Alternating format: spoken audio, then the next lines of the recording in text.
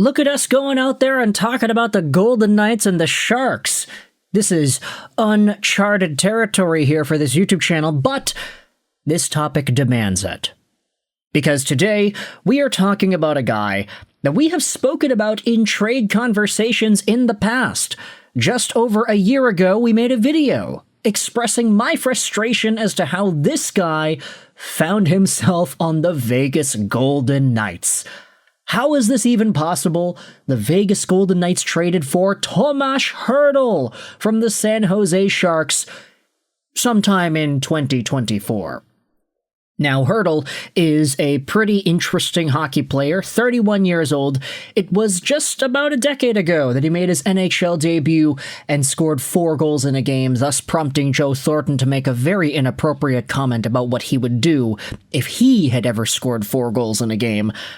But Tomas Hertl, 6'3", 214, signed on till the end of 2030 at $8.1375 million a year. Keep this contract in the back of your mind as we continue talking about this guy, because the contract started in 2022-2023. Hertl, with the San Jose Sharks, was always a very strong hockey player. His best season came in 2018-19, where he had scored 74 points in 77 games played.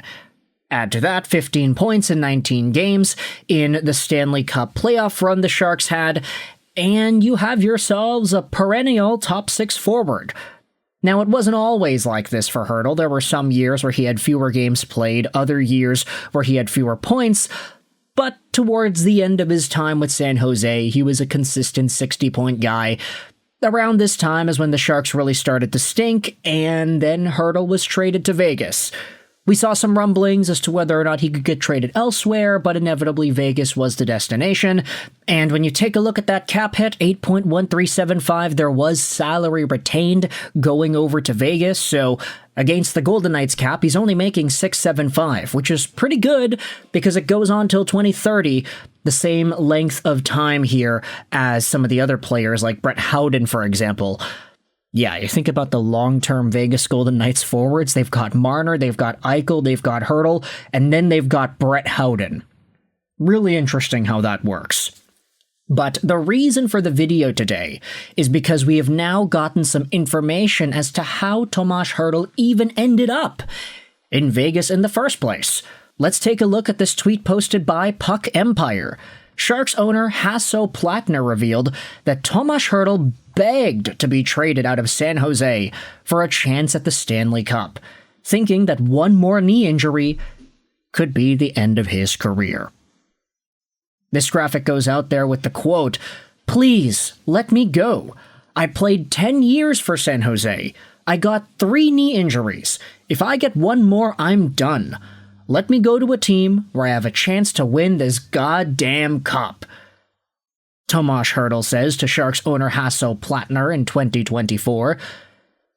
Now, might I remind you, Tomas Hertl signed 8 years to stay in San Jose.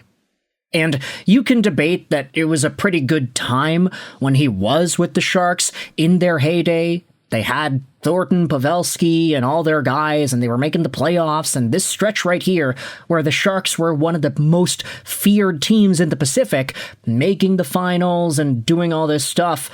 Did they make the finals? San Jose. Oh yeah, they did make the finals against Pittsburgh, right. Tomas Hertl was a part of that, and unfortunately they were not able to get it done. But as the years went on, the Sharks inevitably started fading away, their older guys started to leave, and Hertl was signed on long-term.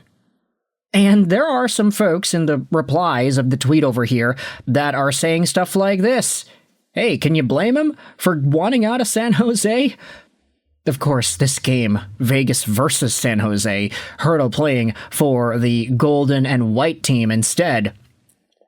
Well, it makes sense, honestly. The dude's not going to play forever.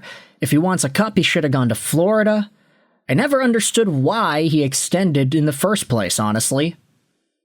And this thought makes a lot of sense. Tomas Hertl's extension kicked in at the start of 2022-2023. And I think around that point we started to realize that San Jose was not going to be good for an extended period of time. a lot of folks were saying, yeah, I mean, why is he extending? He was in his prime at that point, already committing to a team that had seen better years in the past and that was just going to get worse. So for Hertl to have extended with the Sharks in the first place and then demand out just a few years after the contract was put in does not look all too great on Sharks ownership for that. Now, here's the thing. The quote as to where Hertl says, hey, please let me go. I played for years here. I got injuries. I want to play for a cup. This quote was actually from an interview with Hasso Plattner. And there was a post on the R-Hockey subreddit that dives into these same things. He talks about why they extended Hertl in the first place. We still had the hope, or Wilson had the hope, that he could turn it around with Logan Couture and Tomas Hertl. All these years we worked together, he told me he doesn't like long-term contracts, and this is wrong with the other ones too. This commenter says, I'm not sure if the he is Hertl telling Plattner it was wrong or Wilson saying it was wrong, but Wilson handed out 8x8s like they were candy. I think Plattner's point was that Wilson preached against long contracts, but then, in a short amount of time, handed out a bunch of them. More of the quote from the San Jose Hockey Now article, all these years we worked together, he told me he doesn't like long-term deals, and this is wrong, what the other ones do. I think he means other teams here. And then all of a sudden, they made a long-term for Vlasic, long-term for Hertl, long-term for Erik Karlsson. I don't know what happened. Probably he was afraid of the future. If we lose these players, he'll go down with the losing team, which he finally did after, I don't know how many years, 12 years being top of the league, in the top 5, at least. Wilson didn't used to hand out 8-year contracts. I did a Sharks fantasy camp and Wilson spoke very frankly there, but I think those NDAs have expired. He directly said he didn't want to sign anyone to 8-year contracts. Direct quote.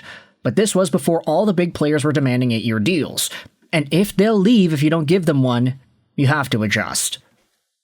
So it does seem like Doug Wilson had a very particular philosophy that just kind of crumbled away at the end, and it's why you saw contracts like that being handed out to Tomas Hertl.